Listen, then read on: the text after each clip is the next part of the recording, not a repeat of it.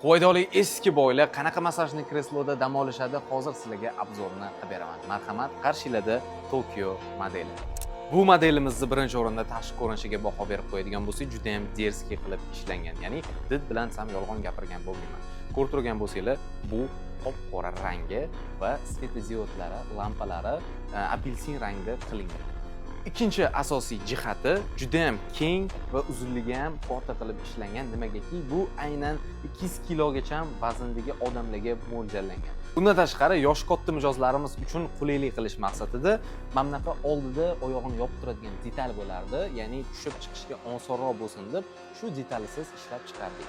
Bu oyoq qismini o'zida ma'lumot o'rnida 4 ta massajning mexanizmi bor oyoqning uchida hamda oyoqning orqasida. Sportsmen okalarimiz uchun ham muskullarga relaks beradigan hamda bo'g'inlarni cho'zilishiga yordam beradigan rejimlar mavjud. Hamda vazni biroz og'irroq bo'lgan inson